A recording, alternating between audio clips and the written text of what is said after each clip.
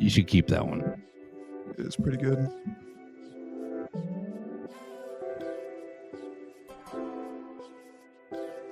This is The Joe Gaither Show on BamaCentral.com. Oh, good morning, Tuscaloosa, Internet World, West Alabama. Oh, how we doing today? We got to mute that microphone. Perfect. Got you right there. How we doing today on a Monday? It's the Joe Gaither Show on Bama Central, BamaCentral.com. We're live in the Derek Daniels State Farm Studios, just off McFarland Boulevard, here to talk Alabama baseball, football, all kinds of Alabama athletics, all kinds of sports this weekend. Is the SEC overrated? Oh my gosh, that's the main question in my mind after watching the baseball this weekend. But we got a lot to get into. We invite you guys to jump in and join us on the comment section at Joe Gaither 6, at Hunter Brantley 8, at Theo Fernandez _ at Bama Central. You can be like our friend Dax and leave us a voicemail, 205-462-7340, extension 800, if you want to talk about really anything that's on your mind. This Alabama baseball team, the weekend that they just had, how you feel about the program going forward. That's going to be kind of our themes of the day, sort of. We'll get into 89 days away from kickoff, so we got a lot to get into today in the Derek Daniels State Farm Studios. We appreciate you joining us on the Bama Central YouTube channel, on my Facebooks, on my social media machines, and then, of course, on the podcast centers, Apple Podcasts, Amazon, Spotify, wherever you get your podcasts. You can find the Joe Gaither Show on Bama Central. With that out of the way, you see already our friend Hunter Brantley. You follow him at Hunter Brantley 8. Works over at WVUA, comes and joins us, really messes with Theo. You can find him right there at Hunter Brantley 8. Shoot him a follow right there. You see our man Theo Fernandez. Theo rode with us down to Hattiesburg twice. So we'll talk about that with Theo. Follow Theo Fernandez at Theo Fernandez _. Wrote a lot of great articles for us at Bama Central, Alabama Crimson Tide on SI this weekend. Whew, we're going to have a fun day today with that. Good morning. Theo, how are you, sir? I am doing great on this fine Monday morning. Are you really doing great? You're not doing good. Just be honest. You're depressed, just like the rest of us. Hunter, my NBA team is in the NBA Finals. You know the only brand, like the main thing of this show is authenticity. Yeah. So, like, if you don't lie to me. And for the first time in a long time, genuinely doing amazing because I'm about to watch my team lift the Larry O'Brien Trophy. I know this isn't a basketball show. It's okay. But you want it's authenticity. A Theo show. The Theo show is going amazing right now. Okay. When's game one start? Thursday. Game one is 7. Thursday. 7 Central? But yeah, they're not going to start a game 7 Eastern NBA. Yeah, you're right. You're right. Okay, so perfect. All right. So you're doing good for now until Thursday. Until the basketball gods decide to flip the script on you. Nah, there's nothing that can possibly disrupt us from lifting this trophy. Nothing that can disrupt the Thunder. Okay, we'll turn you. Well, hold on. I know that you were I know that you wanted to get your 5 minutes in, so we may as well let y'all smash this out right off the start. Yeah. Hunter Brantley, how are you today? And are you saying go Pacers? I guess because you're just messing with your friend. I'm saying go Pacers because I believe that they can win this series, and I'm feeling a little depressed after what I had to witness this weekend between Alabama baseball losing not only 1 but 2 games in probably the most heartbreaking fashion I think imaginable. Having Cade Snell hit what looked to be a 3-run game-winning walk-off home run against Miami, comes a foot short of the wall, and then in Southern Miss you have the bases juiced. I think you leave 8 guys on base the entire game, multiple chances to put it away. Salt the game away, and yet you still lose 6-5. You blow the lead in the 8th, can't do anything in the 9th. And alas, the season comes to an end at 40-18. I believe it's the final record, 41-19. I'm not mistaken. So pretty blue day here on this Monday to start off June. Yeah, I don't want to, get all excited talking about the Thunder and then have to get depressed talking about it. So let's just end on the Thunder. Okay, all right. So that I can walk out of here feeling happy. Good Let's plan. Put a bow on baseball. Good plan. Okay, so the immediate reaction is, watching Vanderbilt blow it. You have a Tuscaloosa Super Regional. If you just 1% more. Is that 1% more? No, look, baseball is Rob Vaughn is kind of notorious for talking about this now, where so many press conferences he'll talk about, it's a bounce there, a bounce here, a roll this way. And as much as it's a cliche and as much as fans don't want to hear that, it's so true. Because is that mic messed up? I'm sorry. But at the end of the day, like, you've got to realize that if that ball makes it 1 foot further and Cade Snell hits that walk-off home run, different story. Against Columbia, we take care of business against Columbia, and then all we have to do Miami wrecked Columbia. is win one out of game. 2. Yep. Like, seriously, we're that close. Even Southern Miss, right? If we go and don't blow that 8th inning lead, or, we're able to take advantage of that top of the 9th, bases loaded, and get a go-ahead run. Or the 6th, bases loaded too, with 2 outs. No same guy up, or Torres was up, but I mean, we all knew that one was now. Torres. Yeah, I mean, and then he had a chance in the 8th inning. He had a chance to lay down a bunt, runners on first and second, nobody out, and couldn't get the job done. Still don't know why we didn't pinch hit Young or Staten or somebody like that, or even Coleman Moselle, somebody that could lay a bunt down, especially coming from a guy that's probably never bunted the whole season, and you're going to ask him to lay down a bunt. But a D1 baseball player should be able to lay down a bunt to move guys into scoring position. I don't care who you are. You should be able to do that with no problem, but he couldn't get the job done. And then Brenton Norden grounds into a double play the next at bat later, which just took the wind out of everybody's sails, I feel like. Going into the bottom of the 8th inning, and they take the lead in the 8th, and they never look back in the 9th. When we load the bases and Richie grounds a soft ground ball to third base to end it. Look, I'm usually an optimist as far as, like, when my team loses, I usually feel a little bit better about it a few days after the loss, right? You get time to process. This is one where the more time passes, the worse it feels. Especially with Vanderbilt being eliminated now, and you have a chance to host a super regional with Adams, Quick, and Fay going in the 3 games. And I feel like they're better than Louisville's starting rotation, just me personally. But because I really do believe that Rob Vaughn is building something here. I have high hopes for this program going forward. But this team, we've seen what they were capable of earlier in the year. We've seen the just elite pitching that they have in Riley Quick. We've seen the way that Fay's gone 6 innings back-to-back starts. That ties his career high. To just let roll over like they did in this regional, going 0-2. This is as easy, as clear a path to Omaha that you're ever going to get. It really is. Oh. All the dominoes were going to fall your way. Mm-hmm. And they were lining up to look like that they were going to fall in your direction. And when Bryce hit that 2-run home run, I'm like, we got this. We're chilling. We got Osmer in the 9th. We could have Heiberger in the 8th. We could have Hagen Banks. Mm-hmm. I think they threw Myers in the 8th, who was pretty good. They threw Braylon Myers in the 7th, and they opened the 8th and gave up the home run to Nick. Nick, what was his name? Monastery. Thank you. Yeah. Which, that's solo first of all, you could have very easily just decided to let him take his base. Yeah. Because that's what Southern Miss did. They intentionally walked Toto.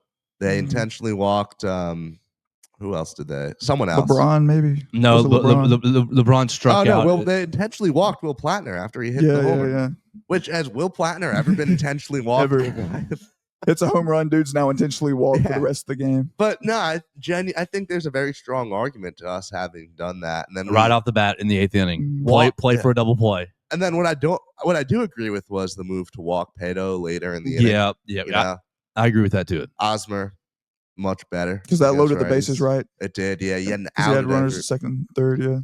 And at the end of the day, I mean, it wouldn't have changed anything. Because, that hit that was made a second later by Stockman would have scored 2 regardless.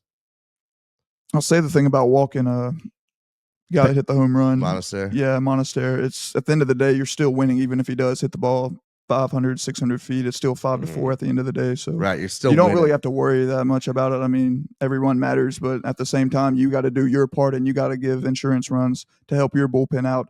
and Alabama just didn't do that. You leave 8 guys on base, and you can't have that. And do you do that? Was it the right move? I mean, you guys followed the team all year. Was it the right move to go right to Osmer right there to go for a 6-out save? Yes. Yeah, I would have.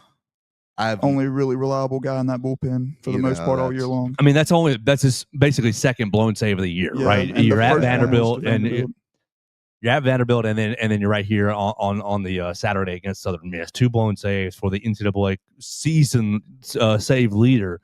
Just heartbreaking, just brutal. Yeah. I mean, you guys are watching the show and listening to the show know that my baseball attention is pretty casual, but golly, I was feeling just so horrible for the players, for the program, for the people that really care about the program. It was just the most brutal way to lose 2 games. We talked about it in the car, Theo, about the Miami game, that I thought that Alabama was probably closer to, we got lucky and win if that had gone out as a home run, because I thought AJ Siskar absolutely dominated them. That dude shoved. He was incredible, the Miami starting pitcher. And I thought, okay, if you get that walk-off home run, you're more lucky than, we should have won that game. But you should have won the Southern Miss game. You're up 5-3. You've given up a couple big bops, and basically you're fine. Every run has come off a home run. You're up 5-4, and you heard Rob talk before. Okay, solo home runs won't kill you. You'll just give those up. And Alabama's gotten there, got a few over the wall as well. And I'm thinking, okay, you're at least getting to Sunday, and you're feeling good about yourself, feeling good about your fight, feeling good about, okay, if we go down on Sunday, then okay, tough cookies right there. But like, to have them in essentially their last frame, because they didn't come up in the ninth, in their last frame, you bring in Osmer, he hits a batter, he walks a batter, and you got first and second with no outs, and I'm thinking, okay, double play, what are we going to do? And then Osmer gets himself some outs. Mm-hmm.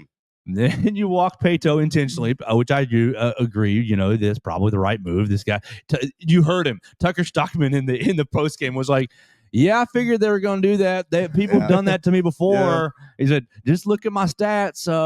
I don't have a lot of RBIs." I'm just like, wonder why. He said, "I got up there just thinking, oh, God, just please help me glorify you." And I thought, okay, that's a great answer. And that's probably why you did it. But like, you heard it in his answer. You heard it in his comments, in his discussion, say, I probably shouldn't have done that. That was an unlikely hero moment. So impressed by him to come through right there. But just the heartbreak, because I'm sitting there having to, I didn't feel like it was that I was that tough with my question, but you felt like you had to ask Rob Vaughn. 0-2 in 2 straight regionals. 1-6 in the postseason. Is it an approach issue? Is it a preparation issue? Would you do anything different? And he goes, Alabama cursed. No, I wouldn't do anything different. And he complimented all his coaches, staff, and everybody's preparation for the weekend. And like, you're right, it is a bounce here, a bounce there. Vanderbilt would have tied the game last night against Wright State had they not hit a ground rule double in the 9th inning. Mm-hmm. Right? It's the 9th inning. They're down 5-1. They end up getting a rally going. And you got men on first and second. Yeah, first and second. And their batter hits a ground rule double that, if it's not a ground rule double, both those guys come around and score to tie the game at that point after the rally had been working. Well, bounce into the stands. You only score 1 run. It's 5-4. Man has to go back to third base. Batter's on second with 2 outs, and then boom, the rinky dink, game's over, your season's over. It is a bounce here and it's a bounce there, but it's just so frustrating, and it's just so, what do you do? What's the key? How do you unlock it to find postseason success, Hunter? I think it all starts with pitching. It starts and ends with pitching. I said this before, and I'll say it again. When Riley Quick and Zane Adams weren't on the bump, I thought Alabama was just a good, below average, top 25-ish team. But when Zane Adams and Riley Quick are on that bump and it's their shove day, as people like to say, I think they're a top 10 team in the country and they can beat anybody. And we saw it. They beat Vanderbilt. They beat Georgia. They beat Oklahoma, who's still alive. They put up a good fight against Auburn. Same thing with Tennessee. But I think when you get guys in scoring position, you got to capitalize on that. And you got 3 guys left on base, 2 guys left on base in the 7th or 8th. 6th, you left the bases loaded, I think. And you got to be able to capitalize on that one way or another. And you just can't leave ducks on the pond like that in elite games like against Southern Miss and Miami. And another thing, too, I was surprised that Siskar was able to just carve up our lineup like he did. Soft throwing righty, was hitting 90 max, and he was putting every ounce of being he had to get to 90, 91 miles an hour. And yet that dude's just still carving us up, and he's dealing, and we can't really do anything with him, not making solid contact. There's a lot of weak contact being made. And I was very surprised by that. Yeah, so we'll go right there because I'm sitting there thinking they're swinging it like every first. He got through like 6 innings in 80 pitches or something. He was not really working that hard. The guys in the post game were talking about, he's throwing strikes. If you let a couple strikes go by you, you're going to get behind in the count. If you got to swing it. Look, the last time I played baseball was in middle school. Mm-hmm. Is there any credence to that, or because I'm sitting there in the press box thinking you're just swinging at the first thing you see? Will you let them get going? Will you look for a good pitch? And look, I'm a baseball dummy, so like, is that you're sitting there with a Yankees cap on? Like, what's the deal there? Well, look, I mean, he was throwing a lot of first pitch strikes. Yeah, apparently that's something he's done all year, But at the end of the day, it's Hunter's right. Like, how did we let him carve the team up that bad? Because first of all, the approach at the plate was bad. It was off. You look at his first 13 at-bats, only one of them went more than 4 pitches. Yeah, nuts. It's baffling. It's something that we foul a daggone ball off. Work the counter too. There's no ability to work that count up. You're getting behind all the time. And, Alabama, they had a great 4th inning. They still stranded 2 runners, but they had a productive inning, scoring 3 runs. Just unable to generate anything for so much of that game. And the flip side, Miami made Riley Quick work the entire outing. That dude was sweating bullets easy in the first inning. Oh my gosh, he was. Credit Riley, but he worked the entire outing. Yeah, it's funny. I wrote my article on Thursday after Alabama's press conference it was called Alabama Baseball Ready to Avenge Disappointing 2024 Regional Performance. And our boss, Chris Walsh, texts the Bama Central group chat, "Are you sure about this?" And mind you, he sends this text 3 batters into the game because Riley Quick allowed the first 2 guys on. Walk or whatever, single walk. Walk, 3-run home run. So 3 batters in, it's a 3-0 ball game. Apologies. That's a fine. That's absolutely $1 in the pot. I'm a busy person here. It's a 205 number. I have no clue who this could be. Honestly, that's probably girlfriend's girlfriend. It's probably Dax. That's could be Dax. It could be. I'll go that route. Dax has a voicemail in the tank on defensive line. We can take, but one more thing. Yeah, we'll keep going. Have to get out. There's a lot more baseball left. You're good. Just one thing that I think has to be said on this team. I feel so bad for Cade Snell. Golly. A redshirt senior. And look, me and Joe have talked a lot about how the best part about sports is always the story, right? I thought he was about to have an even worse. It was shaping up to either be the best or the worst possible story.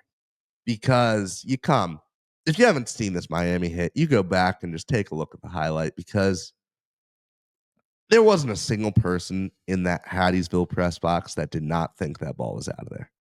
That thing was gone. On TV, it looked like it was a moonshot. Riley Quick picks up Rob Vaughn. He said, like, bear hugging him, like thinking, we're about to celebrate the greatest moment of the season. So a day later, you get into that 9th. Plattner goes down. Neal gets on. Fowler gets on, which what a day for Fowler, doing this against the team he started his career with. LeBron strikes out. He did not have a good series, by the way. 3 strikeouts in the game against Southern Miss. Mm-hmm. So here comes Cade Snell. And I thought, don't let him get the 3rd out. Do it to him. 2 outs, down 1, and you got a runner in scoring position. 2, right? One in scoring It was position. first and second at the time. Because he got walked. He had a deep hit in the first, I believe, right? You know, the one that could have been. That's the one that got off the wall. That's right? the one that got me in trouble. We got a funny story on that. Yeah. So he's almost gone yard today. And I'm thinking, you know what? And obviously I'm not saying any of this. Third time's the charm. Could he actually do it? And what happens? He gets walked on 4 pitches. Everything inside, everything low, nothing that he even had a chance at. And that just hurts. Well, when he stepped up to bat, I thought, oh my gosh, if he makes this third out, just how challenging it would have been for him after yesterday to take it to the wall. And then you put that together. His back-to-back at-bats, last at-bat against Miami and first at-bat against Southern Miss, 2 balls right to the wall. And can't get a home run. And so he's at in the 9th inning, and I thought, man, the baseball gods, you are so cruel if he gets the third out right here, just the cruelty and brutality of he's gonna have to sit with that. And I'm glad he was able to get a walk and get on base. But I just thought it was you get the guy at the end of the press conference, Rob Vaughn, does it hurt worse to be eliminated in this fashion? I thought to myself, oh, you bozo. That TV guy annoyed me. You bozo. And Coach Vaughn was gracious about it. He was like, yeah, I guess it does hurt worse. I was like, the season's over. Like, can you not look? I'm sorry. Can you not look at all 3 of their eyes at the press conference? They're all glossed over. The red blood shots are in there. They're feeling it. It sucks. It hurts. And they go, well, does it hurt worse because you were that close to winning? It's like, you're out either way. Yeah. Oh my gosh, you're out 0-2 either way, and you're dealing with the bozos on the internet going, fire Rob Vaughn. But you got people. Let's turn right here. Is the baseball program an embarrassment? The baseball programs.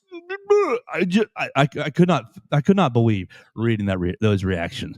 I couldn't believe you could believe it because it's the internet. Some people, yeah. But you've got disbanding the baseball program. So embarrassing. Waste of time. So you guys watch it all year. I'm sitting there saying 40 wins, sitting there saying this and that and great, upward trajectory. Embarrassing? No, we are not embarrassing at all. Like you said, 41 wins to 19 losses, first time since 2002, I believe. You didn't get swept all year. Unfortunately, you did lose 3 games in a row for the first time all year, being Tennessee, Miami, and Southern Miss. But no, this team isn't an embarrassment, especially when you think about who you're competing against. Like, my God, Vanderbilt, 1 seed, Texas, 2 seed, Arkansas, 3 seed, Auburn, 4 seed, Georgia, 7, LSU, 6. I mean, look at the people you're competing against. You're competing against the best of the best week in and week out. And it is a gauntlet every single week. If you're not ready to go, like Rob said earlier in the year, you better be ready to take a punch, and you better be able to give one as well when you get hit in the mouth. And if you're not ready to do that, then you're going to have a rough season. And Alabama, I thought they did as well as they could have, to be honest with you. With what they had in that bullpen and what they had available to them starting pitching-wise, like I said, without Quick or Adams, this team's a completely different deal. And we're not winning 40 games, and we're getting swept a lot every weekend. If it's not up to Adams or Quick or guys like LeBron or Snell that have been the backbone of this team and been a catalyst for this team every game this year. It's disappointing no matter how you slice it. That's a much more fair word. Like to start 16-0, Justin LeBron having 50 RBIs, heading into April. Like there's a lot of stuff that you look at this team and you're like, man, this season looked like it was going to go so differently. I guess the question then is, because, all right, embarrassment, we shouldn't even have this conversation. That's a silly word. Very. I think the very fun question, though, is, okay, look at the past 3 years we've had. Top 2 seeds, last 3 regionals. We almost hosted one this year. 2023 could have gone very different if it weren't for some interesting situations.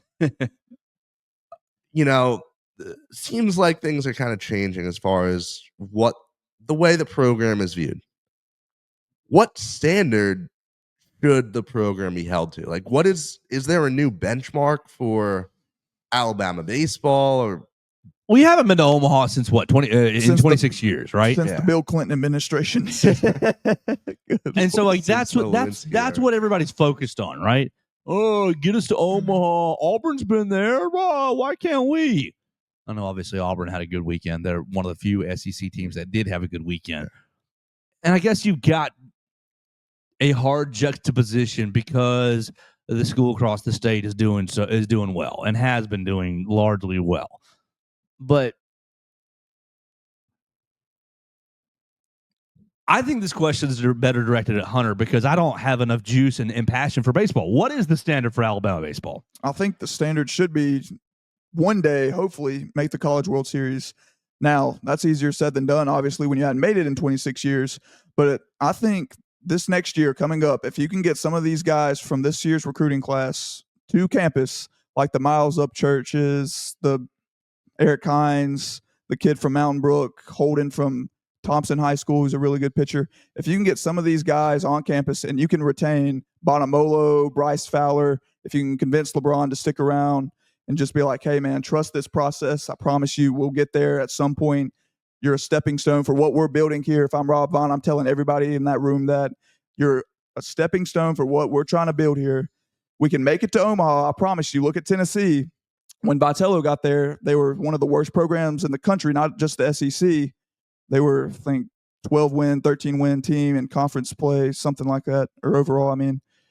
And just look what they did. They just won the national championship last year. Yes, it took 7 or 8 years, and it's going to take a process like everything does. It just doesn't happen overnight like some people on the internet who are just idiots want to make it seem like, that it takes a while to get where you want to be. Not everybody's Nick Saban, and you can't come in here year 3 and win a national championship, especially in the game of baseball. It's different. That's the other You have part. to build a culture. You have to build a foundation, and you have to want guys in your locker room that want to win and want to compete at the highest level.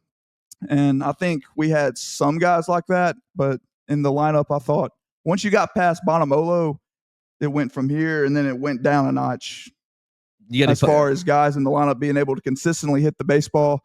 And that's another thing, too. You need 9 guys that you feel confident that by hook or by crook, you know that they can come through for you in a tough spot. And Alabama had maybe 4 or 5 guys this past year that could do that.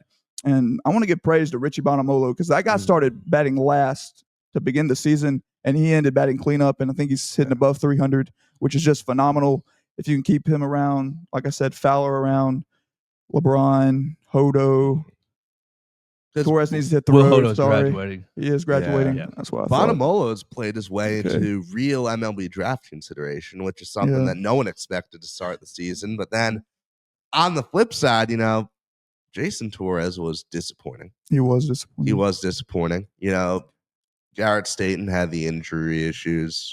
And he just wasn't the same coming back from that. Yeah, I felt which like. is unfortunate, Our man Jonathan Jackson joins us on Facebook. Jonathan, I hope you're doing well. Thank you for joining us today. Saying definitely not embarrassing. He's agreeing with you, Theo. I would use disappointing. I'm with you there. It's the 0-2 factor in the weekend. It just hurt so bad. You didn't get a win in a regional that you easily could have won, hands down. Absolutely. And on paper, I feel like they were the most talented team. Sorry to cut you off. But no, I do too. I think hands down, Alabama was the most talented team in that regional, and they should have been going to supers. And we should be hosting a super regional this weekend. We should, in my mind. And to your point, one of the things that it would be very easy for someone to listen to this segment and think, oh, like these people don't think Alabama should have a high standard set. No, I absolutely believe that. We are Alabama. We're the University of Alabama, title town. I understand if you want this program to be a national contender. And I certainly understand if you want to be competing at the level that Auburn does or Tennessee does. That's what makes things so much tougher on the internet fans. Is seeing Tennessee and seeing Auburn do stuff. Keep going. And there's nothing wrong with demanding that the program reaches that level of success. Sure. Just like, it's okay to be upset that softball, is starting to slip a little. Like, there's nothing wrong with stuff like that. I just think that there has to be a level of patience in waiting for that. Now, let's be real. Like, if things start to slip at all, people are going to be calling for Rob Vaughn's heads. And it'll be more than just a select portion of the fan base. Like, Rob Vaughn is on, the ice is starting to thin a little. You think? I don't think, look, he doesn't have a hot seat or anything at all. But I think he's reached the point now with these, 0-4 in regionals where if you have another year where you can't make it out of there, there's going to be some real talk, because you got to look at Rob Vaughn and realize that there's a history of this happening. Yeah, we looked at that too. At his time in College Park, 2021 regional, was a 3 seed, competed, couldn't make it out. 2022, Maryland gets to host, and you end up getting put down by UConn. And then 2023, you're the 2 seed, and you end up getting eliminated by 4 seed George Mason. That's 5 straight years now that you qualified for regional. That's 4 of the years where you're a top 2 seed, including a host in there, and you have nothing to show for it. That's why I asked him about the preparation for the postseason stuff. And I'll say, make a point on the preparation. What were you doing all week? Did you know that somebody other than AJ Siskar was going to start? Did you not prepare? No, for he said that. He said that they did. They knew that he was going to start, and they still couldn't figure out a way to hit him. He said they he had was a whole week to get ready for AJ Siskar, a soft throwing righty who could barely hit 90, and you still were baffled at the plate. Time and time again, all game long, couldn't really do anything, couldn't really string anything together other than Do you one think that's inning. on the players or on the coaches? Or I mean, it's obviously both, but like pick one. I feel like it's got to be more on the coaches a little bit because you don't see this in the SEC all the time. Hell, really, not at all. You never see a guy that can barely hit 90 miles an hour on the bump. It's guys that are throwing 98, 99, like the kid from Tennessee, like the kids from Vanderbilt, Texas, Oklahoma. Like Witherspoon's pumping it at 98, 99. And he's the best pitcher in the country. He is absurd. He's insane. And so is that. What's the kid from Tennessee that started against us? Oh, I can't remember his name, but that dude was throwing 98, 99. He hit 100 against us. And, we're absolutely not prepared to see that in SEC play. And that's understandable. That's more 90 miles an hour. I mean, we're expecting to see guys like the kid from Tennessee, Witherspoon, Cade Anderson at LSU, and we get this guy, and it's a change of pace, and it's a different look for us. And obviously, I don't think we prepared good enough to do damage against Siskar, obviously, when you only score 3 runs or 4 runs. And I don't want to jump to conclusions, but here you kind of have to, And I would like to believe that Rob Vaughn is – because, look, at the end of the day, 4 games that he's had in regionals here. You had the 2 this weekend that we've talked about where so close, could have so easily won them. You had an incredible game against UCF in the opener last year. It was an 8-7 final where that one obviously could have gone either way. And the one that really is just bitter is the 4-0 shutout loss to Stetson, because that's, getting eliminated by the 4 seed. But he very, very easily could be 3-1 in those 4 instead of 0-4, but that's not how it fell. You're 0-4, and that's concerning no matter what. And you need to do some damage in the SEC tournament as well in Hoover to help your cause out a little bit. I know it won't silence everything, especially when you lay an egg like you did in regionals, but it'll at least keep people honest that, hey, this guy's at least showing some change and he's actually getting something done in the postseason. Because, you beat no one with a pulse in SEC tournament play. You've been 0-2 basically with a win against Missouri, who's the worst team in baseball, it feels like. And a win that you had to legitimately fight for. You were a win against a team that's actually worth playing against, I guess. And then giving up 20 hits to Tennessee, it was just a competent college baseball team, I'd say. Yeah, because Missouri's definitely not competent at all. I don't know. I'd like to believe that Alabama baseball really is building something, and I do. I think the program is in great shape right now. I just think that there are very, very valid concerns that people can have, and I think that it's now fully on Rob Vaughn to find a way to alleviate those concerns. Do you really think Bonamolo goes pro? I think he sticks around in college somewhere else, whether it be Alabama or hit the portal. Somewhere else. I hope not somewhere else, but in this day and age, you never know. Right. Like, we have no clue who's staying, who's going. That's the thing. It would be, and like we played the game for basketball. I remember staying or leaving. You may as well flip a coin for that here in baseball. Like I genuinely. You might as well just pull names out of a hat and Yeah. be like, staying, okay, going. Zero way. This guy's gonna go here or there. But you know that at least somebody's gonna leave for sure. Oh, yeah. Somebody's gonna get it back from LSU, from Texas, from Florida. I think Jason similar to Colby Torres Sheldon is probably out of here. Oh, 100%. He's got to be. When you end the season 2 for 22 and you get really one meaningful hit in the SEC tournament over a course of a month or two, and that's all you have to show for it, yeah, your good is gone. So is your guy Eric Hines going to get to campus, ACA man? I hope so, man. I hope so. Call him. I hope so. He follows me on Twitter, so you're an ACA. You're an ACA man yourself, right? Yes, graduate of 2015, 19. Easy now. Well, I was trying to give you some experience, here. Maybe that was my phone call from a second ago. And that was Eric Hines. And I was going to go pro show because I couldn't pick up.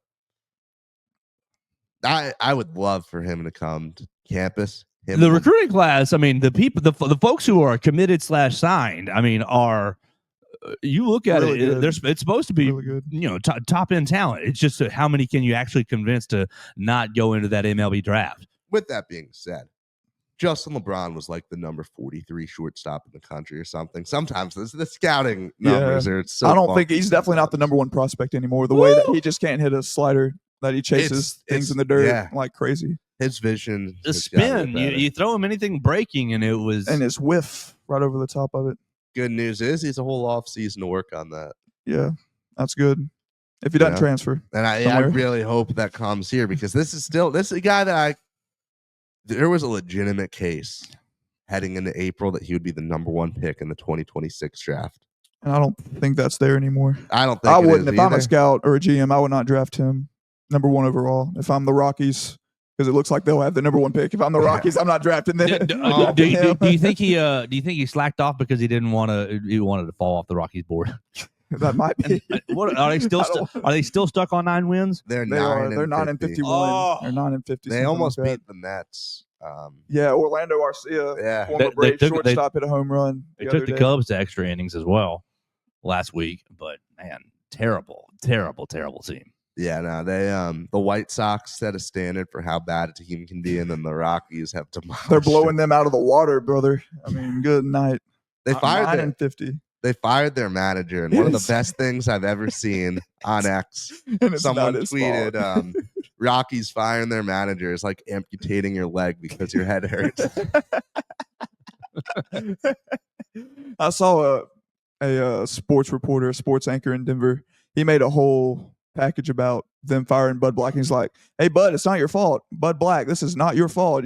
Just sometimes things don't go your way, but I promise you, this is not your fault, Bud. Have this they won is not a game? On you. Have they won a game since firing him? I don't think so. I don't even know who their manager is right now, man. I have no clue.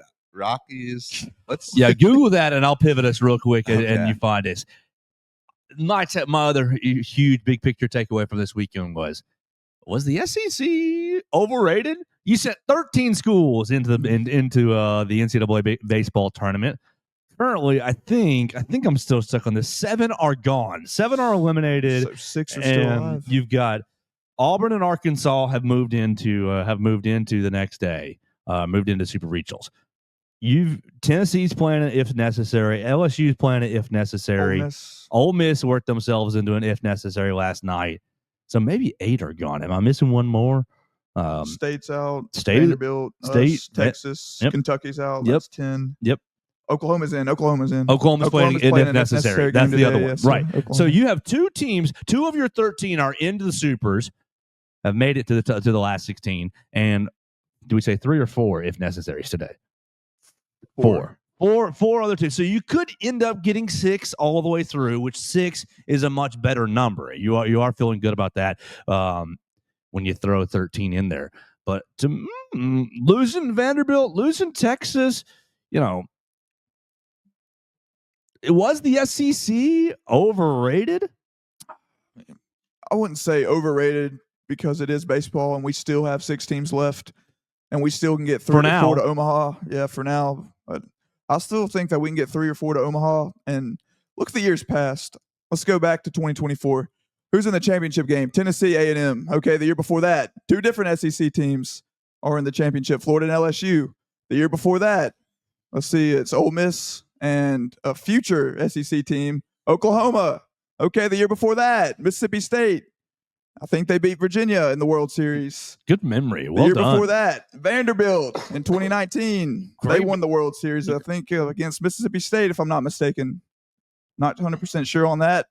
But that's 1, 2, 3, 4, 5 SEC teams in a row that have won the championship in the championship game. It was 2 different teams each time. It was never the same team over and over again. So I think that just because you have one bad regional, you can't just say, oh, they're overrated. Maybe this year, but still got 6 teams left.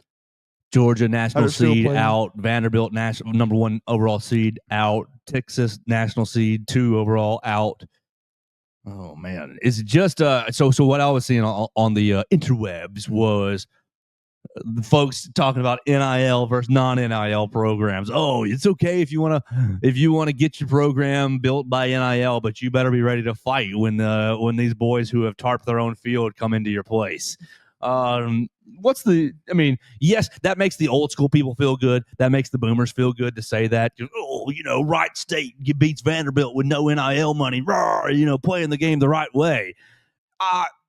Is that just people searching for a narrative, Theo, or is there credence to any of that? I think that there is. I think there's merit there. I think in this era of college sports, there has to be. But I think that, I had a little bit of a revelation yesterday. I apologize. Those are Colorado Rockies highlights planned for my computer.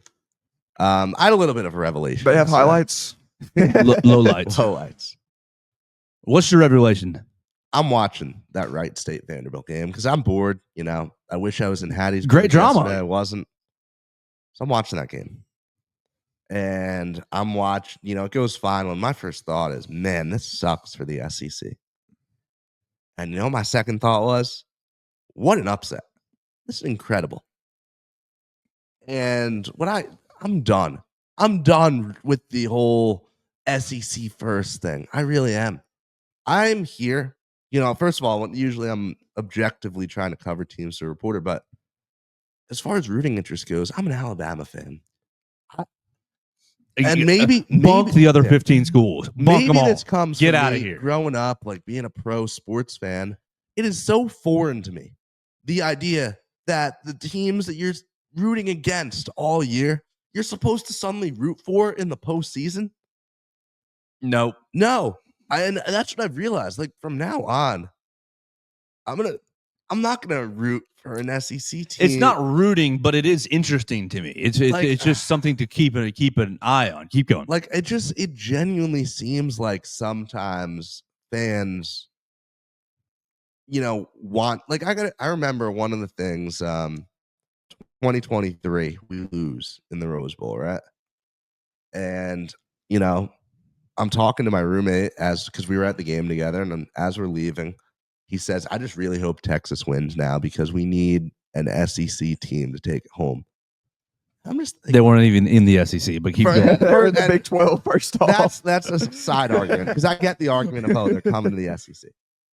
No, why would I root for a team? I wanted Michigan to win to go ahead and finish it. Yeah, I wanted Washington or Michigan. What I've realized, there's no reason. I am not Greg Byrne. I'm not Greg Sankey.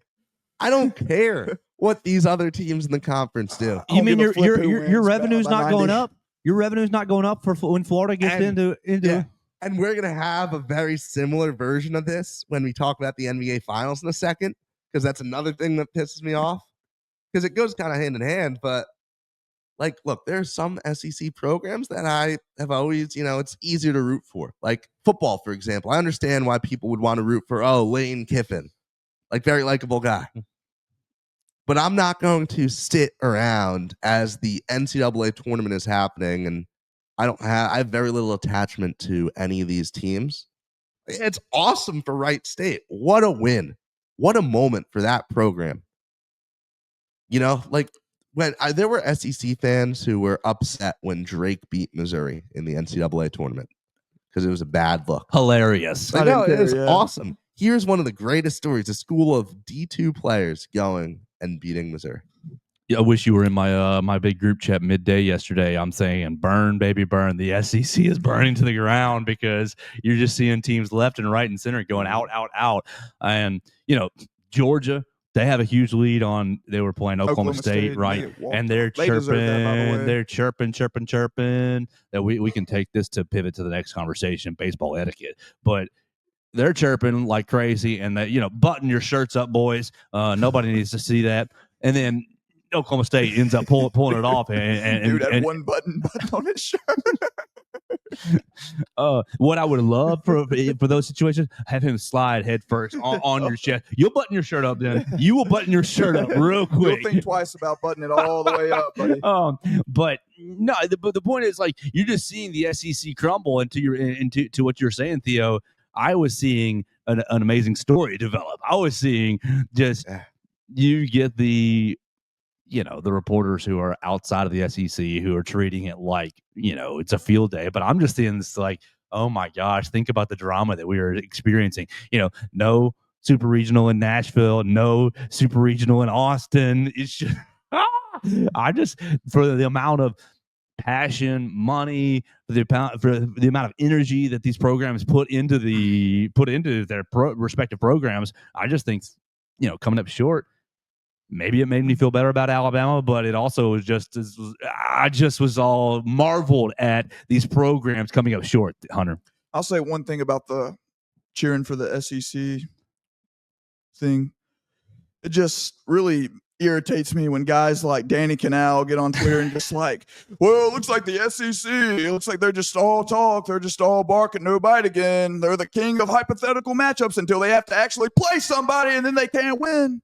And it just don't you think that discredits the game of baseball, or the game, Yeah. the actual game that it is? Whether it's baseball, football, basketball, like sometimes the ball bounces up, and sometimes you have a bad day shooting. Sometimes you just can't hit for crap. I don't. That's something. I know I just did this asking if the SEC was overrated, but I do struggle with. Do we have to make a narrative out of everything? Yeah, do we have to say one conference is better than the other?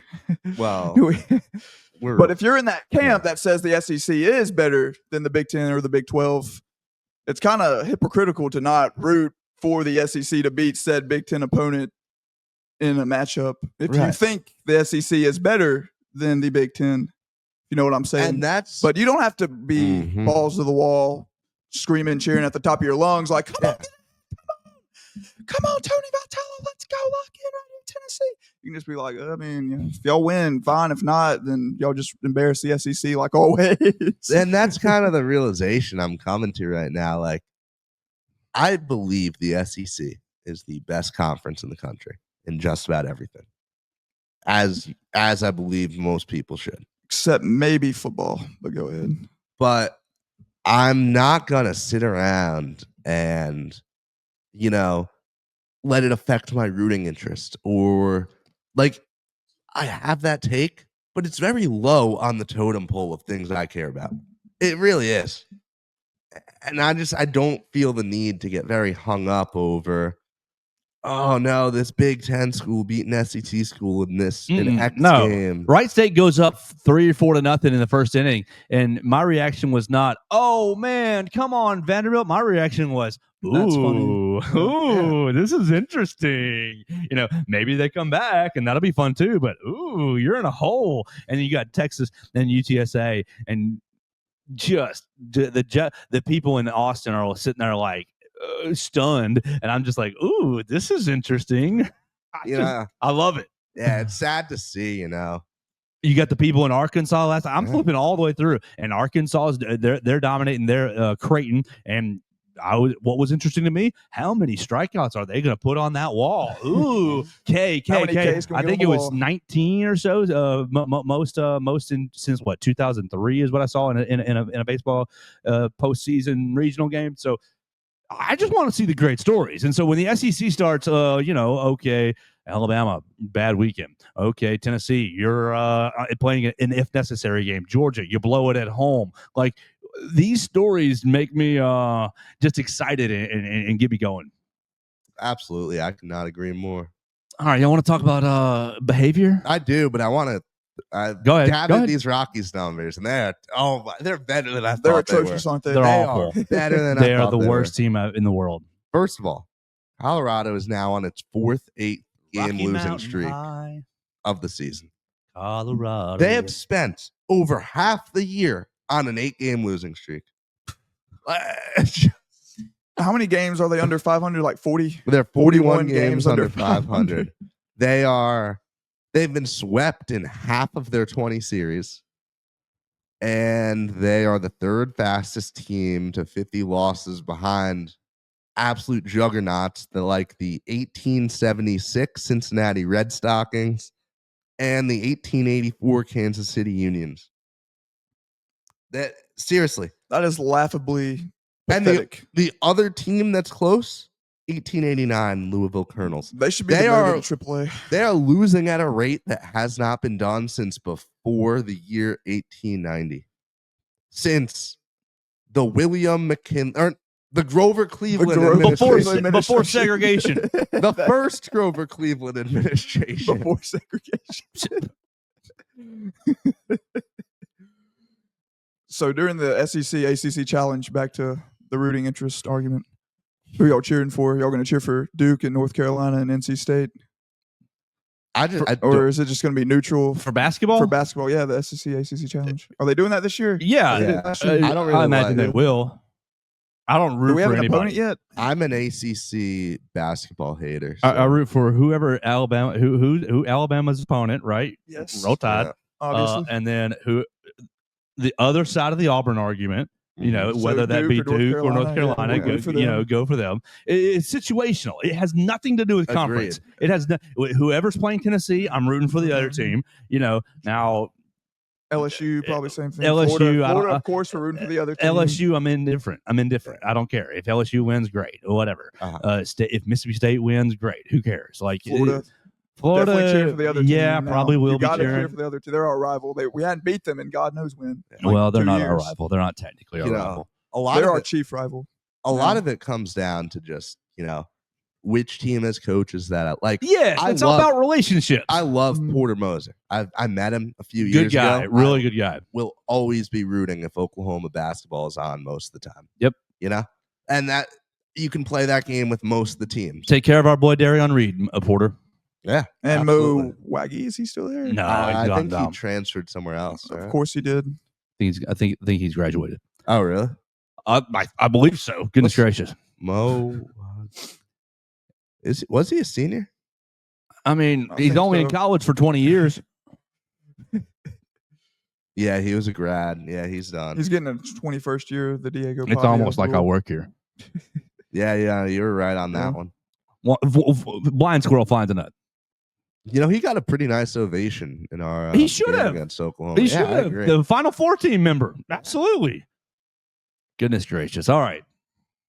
Here's what I don't know. Here's what I don't get about baseball. I don't get what's the right word? Hoity-toity, arrogant, we're taking things so seriously. And I'm going to start with Duke and Oklahoma State. Okay. Duke player AJ Gracia hits a home run and gets into the Duke dugout. And apparently Duke, much like Alabama basketball, has a hard hat with a Duke logo on it that yada, yada, you're the man right now. You celebrate it like a turnover chain. You hit a home run. Here's your hard hat. We're celebrating. Great. He's celebrating in the dugout. Goodness gracious. Next inning, or later in the inning, Duke is continuing to rally, and Duke gets some men coming in. I think they hit a double, two RBI double.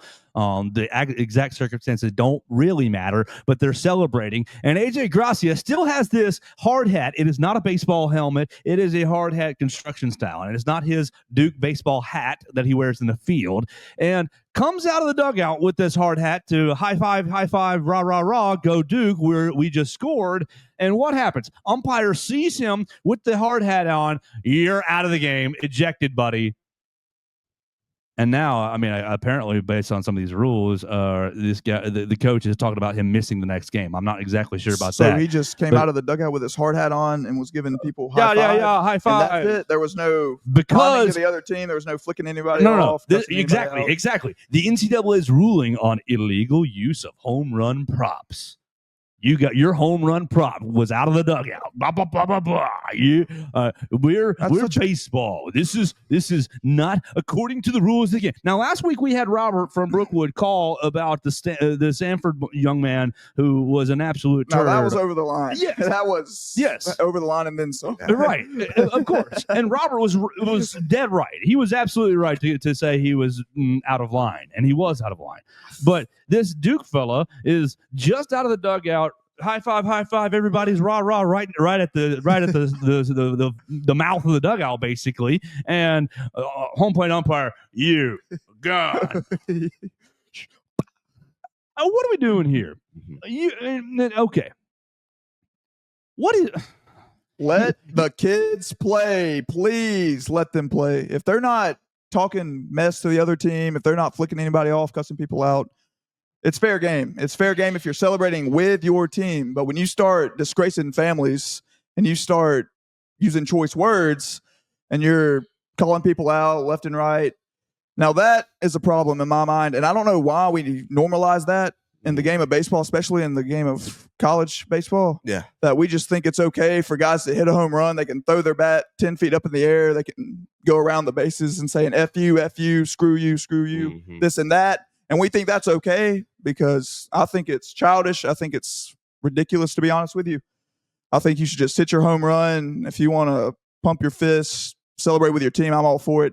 But when you start talking trash to other players on the field, and it gets to a certain extent when you're just dogging them out and you're belittling them, I think that's too much. I think that's too far. But this is appropriate. I think this is clearly in bounds. I think you should be able to do whatever you want with your team, with your fan base, anybody like that. But I mean, I think that's just Karen being a Karen. And to your point earlier, Hunter, and like Joe, when you were looking for that word, like to describe where you were going, I disagree with your choice of word because the word I would go with is tradition. Okay. Because baseball has the richest tradition of any sport in the world. And you just look at the way, because I get that we're going into this kind of talk on the unwritten rules. Yeah, we're going to bring the Florida coach in here soon. Keep going. Like, I think there has to be a respect there has to be more of a general respect for those unwritten rules and for the tradition of the game, because that's part of what makes baseball so special. Now, I think my take on this is going to be very similar to Hunter's, where I don't think this particular situation that we're talking about at all crossed the line. I think that, there's really no reason to throw the guy out over that. But I also think that we do see a lot of examples, especially in the college game right now, of people kind of going too far. Which, do you think that these baseball people look over at their softball counterparts and think we're not going to be those clowns? Yeah, all right, I'm going to say, and I'm in the sports. They look down on the softball at WVUA, and Gary is watching the Alabama. Oh, I'm sure Gary game, hates it. Talking about why do they feel the need to celebrate every hit? And he's got a point. Like, I'm sorry, he does have a point. Do you really need to do a little dance for a base hit? For a double, it's different. Because I like what our celebration was when we did the. Yeah, I like that. I agree. Now, and look, different sports. They had different genders, different people, and they had the inflatables in the dugout last year. Look, baseball and softball are not the same, and I think vastly different. They're vastly different, and I think there's nothing wrong with saying that. And I think it's fun how softball, they have some awesome celebrations. it's not baseball, and I understand. But why is it so serious? That's that's really the lane that I'm coming from right here, because you've got, we're taking it so seriously with this Duke guy. You've got the Florida coach who is losing his dang mind over scheduling and who's doing their jobs and who's, the field conditions and whatever. And the story that I broke this weekend, whatever, was about people taking things too seriously. It's sports. Like, it's sports. Is the emotions real at the end of the day when the Alabama fellas are really hurting? Yes, and that part is serious. But like it's just sports. Why can't we relax a little bit? Now, would your take be the same if we were having this conversation about golf? Yes, Yeah. because I remove the money, the people, remove the remove the powers that be from Live Golf. Obviously, that's a separate conversation. But Live Golf is an awesome product for the viewer. It is a great product. Like you obviously have a lot of other ancillary conversations there. But as far as the golfers are wearing shorts. There's music on the course. They're drinking on the course. The fans are a little like Waste Management Open. Like, okay, that's not Live Golf. That's PGA. Back to you can remove some of that stuff. Like Waste Management Open is so much fun. The Waste Management Open invites young fans, invites people who are not traditionalist, invites people who don't have a stick all the way up their rear end to watch golf and to play golf. Like when I watch the Waste Management Open, I'm like, man, I want to go hit a golf ball. And of course, I do love the Masters. And like I understand that weekend at that spot in that area with those people in Augusta, yes, we are. You wear no cell phone on the course. You're wearing Sunday best, right. So you're wearing your pants. No shorts. You're wearing nice shoes. All kinds of those kinds of things. You're not cheering for every Baba Booey. None of that, right? But time and a place. This is college sports. This is not, and even if it was the World Series in baseball, like I don't see baseball that way.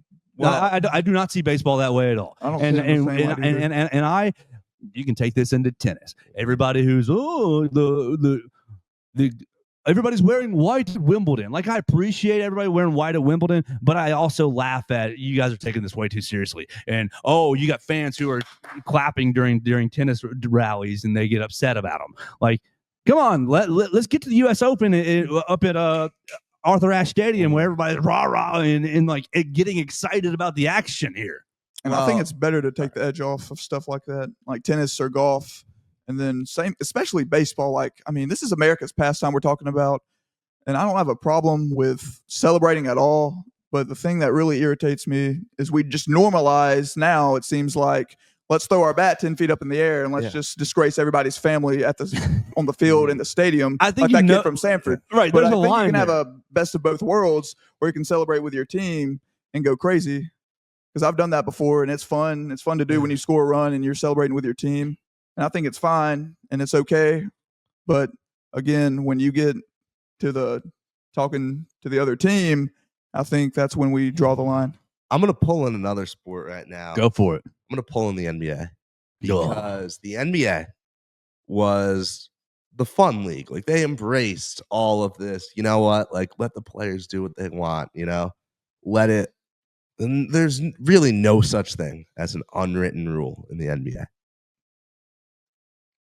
And I think that's kind of a very good case study on why I wouldn't be so fast to write all this stuff off. And I wouldn't be so fast to say, like, I think there's a lot more value in the NBA's popularity has not dropped off because the players are no. The NBA's popularity has dropped off because the players don't play. And where did that all look? I think that there's a correlation. When you have a league that's telling players, yeah, you can, openly complain about any call that you want to, or you watch an NBA game and the amount of just times you'll see players palms up, all this and, yelling at fans, like Anthony Edwards getting into heated arguments with fans, And I get like the NBA, it's all player empowerment and all that. And I support much of that. But it's gone too far to me where there's no respect for the game. Okay, that's fair because it's load Yeah. management to me killed the NBA. NBA players do not, for the most part, respect the game, and it's led to NBA fans not respecting the game. I agree with that. There's nobody who hates basketball more than NBA fans. You look at the way that they complain about everything, wonder where that started. It starts with the players. When you have it's an establishment that basically no one respects as far as the people inside it go. And I think there's a ton of value in baseball hanging on to that tradition. Because, look, like people always would make fun of the Yankees for, like you don't even allow your players to have beards. Like it's not the 1960s anymore. And we finally loosened up that rule. And people are like, like thank God, it's about time. I think, at the end of the day, is a player having a beard going to affect anything? No. But there's a line. It's all kind of a slippery slope where the less you embrace this tradition, the more your product's going to change. And I think there's a scary prospect of things kind of spiraling if you go too far away from the origin of the game. I think the biggest thing with the NBA losing viewership is every team, it seems like, plays the same way.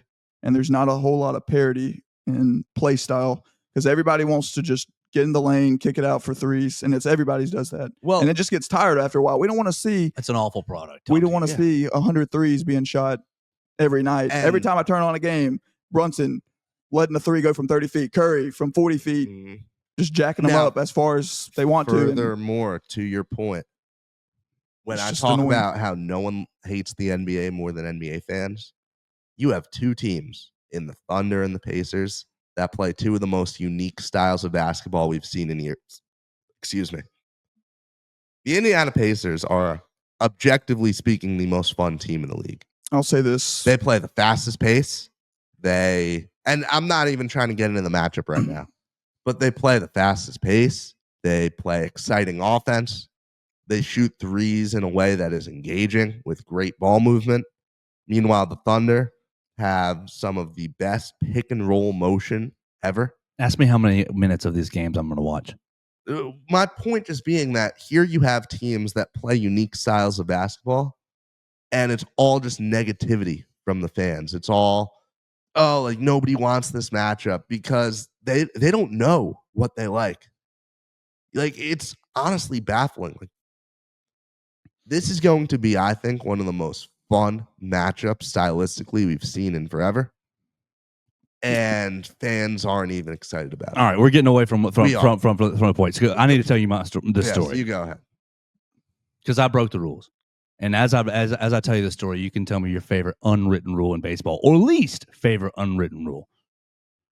We're in the press box in Hattiesburg, and Theo, you're welcome to give you your perspective once I'm finished with this. But everyone knows, and you know it right from the jump, the rule in the press box, no cheering in the press box, period. In baseball, football, basketball, anywhere you are, and you're sitting in the press area, everyone's working. That's the rules. Fine, no problem. I've been doing that for 5 years now. No problem. But I will tell you that when something exciting happens, I am susceptible for ooh. I'm very susceptible to big hit in Bryant Denny, or wild catch in Bryant Denny. Wow, I'm susceptible to those, definitely. You'll never, ever, ever, ever catch me going, oh, you never. Oh, that's ridiculous. I think. What is cheering in the press box? You know it when you see it. Just like the obscenity, you know the Stanford player was over the line. You know it when you see it. I don't think this Duke player was over the line. You know it when you see it. It's not. Come on, let's have some common sense here. First inning in the second game, Alabama's playing Southern Miss.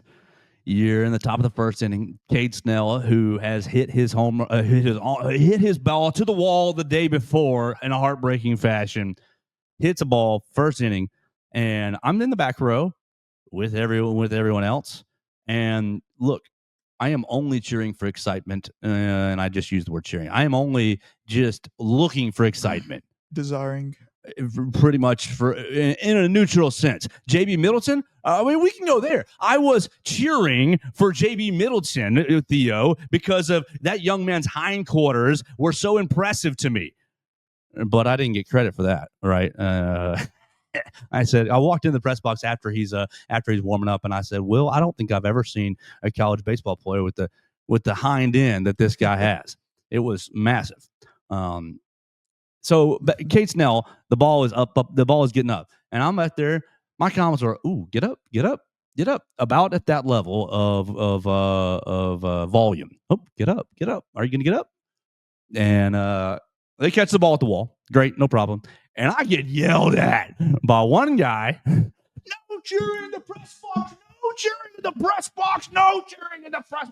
We'll kick you out if that happens again. Now, I immediately just start laughing under my breath. Just and okay, like we're not cheering. No one's cheering for anything. No one's cheering for anything, right? When Justin LeBron comes up to bat in the eighth inning, I'm sitting there myself.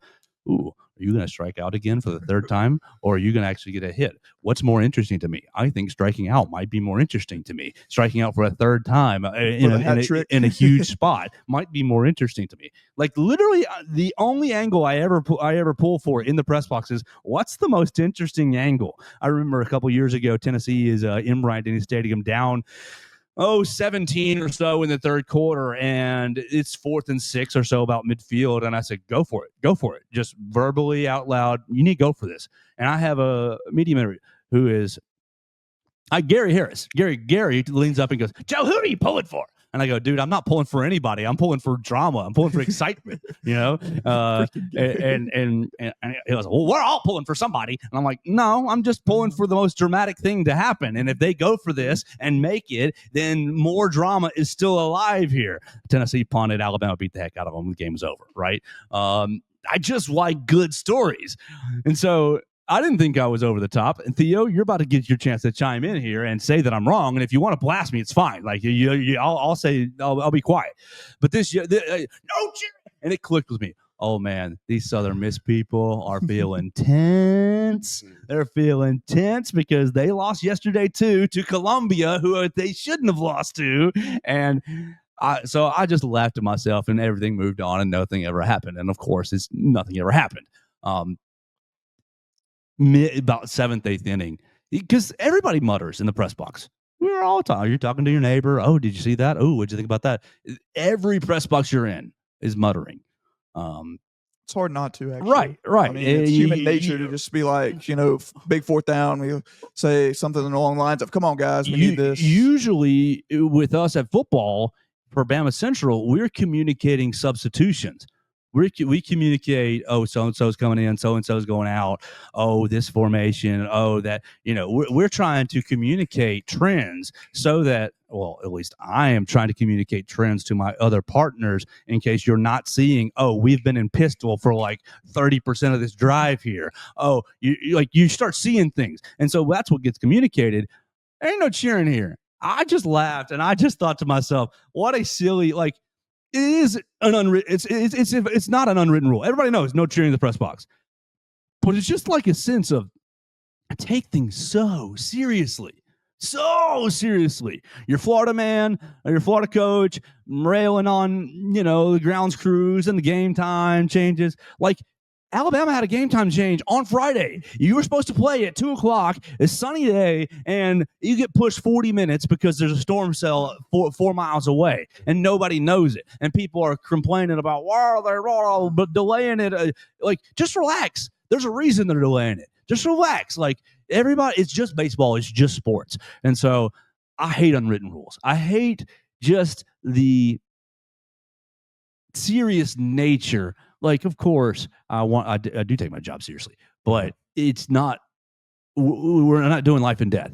We're there for the drama. My hero, Dan Levitard, says we play in the sandbox of media. Like, of course, my Tonka trunk is in the sandbox and we are moving it around. I am hopefully giving you guys a distraction from your day because your day is good or bad or something's gone on that you want to get a distraction from. Whatever. Like, the point of this is fun. And if a player for Southern Miss or for Alabama or for Miami or for if Siskar is dealing and he is just, oh my gosh, the next strikeout that he had on Friday, I guarantee you I'm sitting there with Theo going, oh, he is just on fire. Like, am I cheering for Miami in that situation? No. I just laughed at it. And so, yes, I am a rule breaker, Theo, just like the Duke man with his construction helmet, stepping out of the line, enjoying the day. And I almost got myself kicked out of the press box. No, and you really did describe it correctly. As much as I would like to say that Joe is going crazy. No, it was genuinely because I was obviously it was something. I mean, my eyes are on the game. Talking to Will Miller as well, and I heard the guy say that he lost his mind, and I didn't know who it was, and I didn't know who said what, or who said it, and who it was targeted at. And then I hear Joe laughing, and I know right away this is targeted right at Joe. And yeah, I've got the full rundown after the game. But no, they were tense in there. And especially as that game moved on, yes, you could hear a pin drop in there in like the 7th inning. I bet after Fowler's home run, I bet it was very tense in that stadium. Yeah. In Pete Taylor Stadium. Mm-hmm. Pete Taylor Park. Pete Taylor Park. That's right. So I'm like, I do take my job seriously, but our jobs are fun. I think we need to move away from the whole notion that media members can't be emotional during the game, because we saw a girl with some control for sure. Oh, for sure. You can't just be screaming, running around like a maniac. But I mean, if you're poised and in control and in your seat and you're just being like, good job, nice play, yes, something along those lines, I think that's fine. But when you get guys like, who that are yelling after every play, like that one guy in Huntsville, who I'm talking about, Joe. So I'm thinking about the Georgia game this past year. Who is the most professional person you think of in college football media?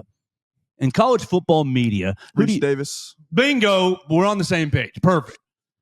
I'm sitting there on the sidelines as the game is getting tense. You get to move down, and Ryan Williams makes his play, and I'm standing 2 feet away from Reese Davis. And Reese Davis is the king of professionalism, the king of objectivity. He will, sometimes they'll rib him that he's an Alabama man, but if they didn't do that, you wouldn't know that he went to Alabama. And his face was jaw dropped. Oh, wow! And it's just like, it's okay to have some reaction sometimes. Like, that play was absolutely absurd. It was actually crazy. Yeah. Now, as long as you're not doing like what that girl at the University of Florida did. That's what I was going to get into. Like, there's a line. You know it when you see it. Exactly. Because she was celebrating with the players, wasn't she? With Thomas Hout. Yeah, and she was Instagramming herself as the clock was counting down, going, "Oh, we're gonna," That led to some fun debates in my media ethics classes. And on the internet too. I chatted with some of her colleagues at the SEC baseball tournament. They told me, "Oh, we're with so and so ESPN Gainesville," and I said, "Oh, was that your colleague that was sitting in everybody's lap?" And they just started cracking up, and they go, "Yes." And I was a little embarrassed by calling her out that way. They go, "No, you did it right. It's been a huge conversation around our parts." So I just. You know it when you see it. Relax, everybody. Mm-hmm. It's sports. We're supposed to have fun with this at the end of the day. It's hard, and it's hard not to have fun. Like, it hit me so many times over the weekend. Like, I'm on the field at a Division I baseball game, like after we recorded our instant analysis video, and this job is awesome. Yeah, it's great. It is incredible. It's a privilege. 1,000%. 1,000% it is. And it really is crazy to me that, look, obviously I know I'm still young. I'm still kind of fresh and, I don't know, maybe I'll be worn down eventually by it. I hope not. I don't see how that's possible, but I hope I never take it that seriously. How do you take never it take that it for granted. seriously? Oh yeah, that This same guy, just to like maybe give myself a little bit of a better light. This same guy, the day earlier, he's running one of their computers, right? And somebody on the opposite in the press box says, "Hey, I think the computer is showing we're in the bottom of the first inning, but we're actually in the top of the first inning. The game had just started," right? And he goes, "Thanks for letting me get through an inning. Thanks for letting me get through a whole inning before you called it out. I know it's wrong. I'm fixing it." And I'm just like, "Whoa, buddy, like relax. Chill out, brother. Guys, just to let you know that something's showing up wrong. It's not. Chill out, dog. It's not a nuclear bomb." What do you think the odds of this guy watching the show are? 0.